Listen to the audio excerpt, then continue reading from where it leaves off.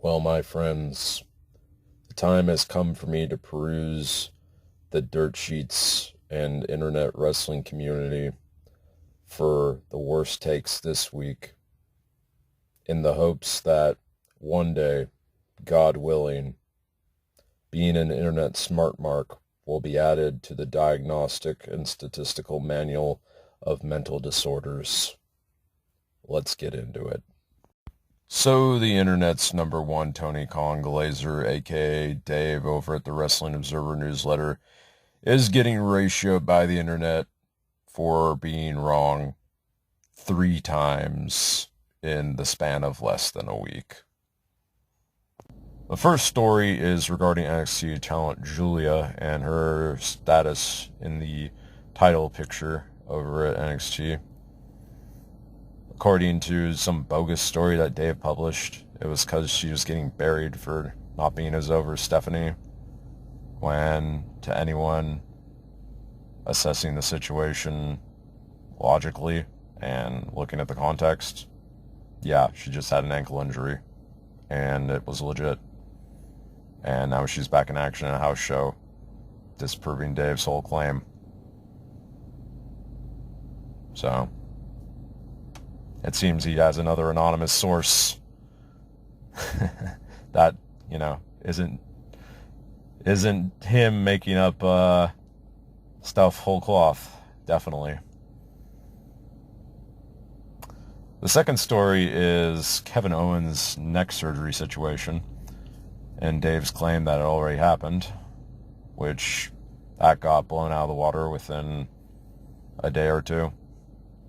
So these anonymous sources don't seem very accurate. And saw a pretty funny post by somebody saying, if the Observer's going to be right only 50% of the time, maybe you should give that subscription price 50% discount. But I think even 50% is pretty generous these days. If you have friends or family or people you care about that are WN subscribers, it's probably too late for them at this stage. But, if you know people that actually take this rag seriously and don't want to feel or look like a dummy, maybe just show them stuff like this. For anybody that's still taking the WN, or Dave in particular, seriously at this point in time. The third story is about Jordynne Grace and how her pay rate was supposedly a pittance, and that also got blown to pieces by Sean Ross Sapp over at Fightful within a few days. So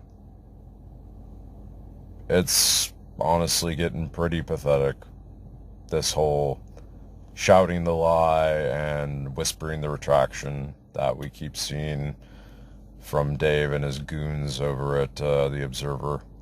And honestly, the man should really just hang it up at this point. The other thing I saw that was kind of crazy was during Samoa Joe and Hook's tag match on AEW this week.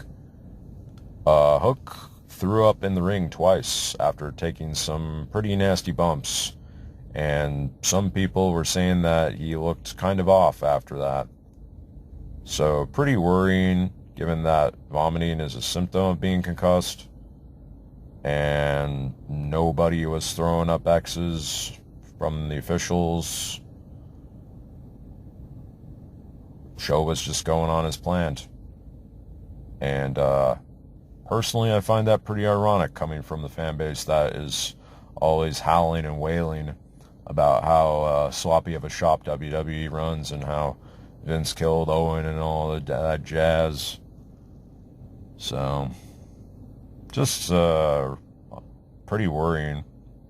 Hoping Hook's okay and everything's fine. I got an image that I'll put up from the thread where somebody from the show took a picture of the ring mat, and they said it looked like a gold chain. That doesn't look like a gold chain to me. That looks like a pile of puke. And just a scary situation.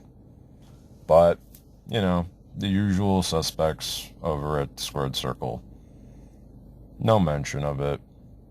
And if anyone in that space is talking about it, it's to dismiss it, you know, brush it under the rug, not make hay out of it. So, just ironic, in my opinion, that every time there's an injury on the WWE side of things, they're on it like white on rice. And when something like this happens, it's not a big deal. So,